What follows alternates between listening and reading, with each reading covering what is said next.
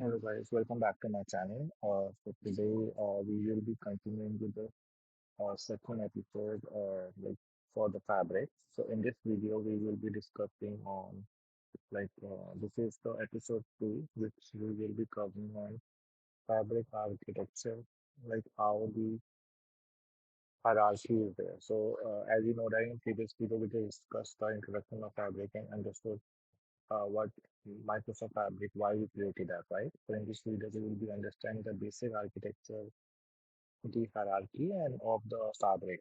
So if I want to explain you, Fabric does have a architecture. The first is organization, where so somehow like you are being joined with the company. So organization is the upper hierarchy. So that is the first one. Then comes the tenant. So each company has their own tenant, right? So, for example, if I want to show you the example, this is the organization which I created from the Fabric. Admin at the rate. This is the organization which I created from the Azure database, right? And this is the tenant which I've created from the Azure itself. So uh, after tenant, we have a capacity. Capacity is to workspace and workspace to fabric items. So this is the overview of the fabric hierarchy. These are the items which we follow. So what is a tenant in Microsoft Fabric? Tenant is a top level environment in Microsoft Fabric. It represents the entire org organization inside the Microsoft ecosystem. Like all users, resources, and security policies are managed within a tenant. For example, if a company uses the Microsoft Fabric, the entire company environment will exist inside the one tenant. Okay. Administrator, manage, user access, permission, government policies at these levels. And what the capacity is, capacity represents the computing power of the tenant which you have created, right? So this includes the CPU and memory processing power requirement to perform the analytics operation. And what the workspace, the workspace I have already told you in the last video. If I can show you inside that, this is a workspace which I created, a fabric underscore dev, right? So if I click on that, this is a workspace which is created, fabric and dev. If I want to create another workspace, so I can just click here and I can just create a new workspace. So workspace is basically for each team. Like if I'm currently working for the sales team, finance team. So each it would be a different workspace for each team. Like we cannot create a one workspace for all the three teams. It would be uh, like difficult to handle with all the teams. So Fabric all like it is easy to create a workspace which within the each team it would be easy for them, right?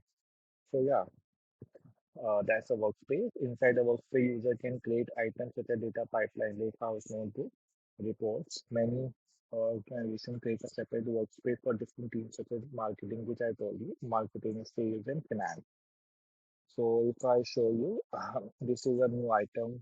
If I click on that, you will be able to see the menu option. Like so, these are the recent which I use as of now. 8,000 pipeline.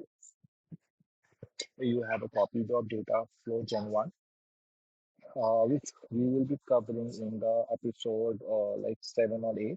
So this is the second episode which we are doing right now. Then we have a pipeline. This all we will be covering as the video will go after, like as we progress, right? So yeah, this is a workspace abstract. Fabric items, which I told you, like each of a fabric item by actual analytic components inside a workspace like a lake house, pipeline, all these will be under the fabric item. And the summary, if I need to show you, in this video we learn the basic hierarchy of the Microsoft Fabric, including tenant capacity workspace fabric item, understanding the structure.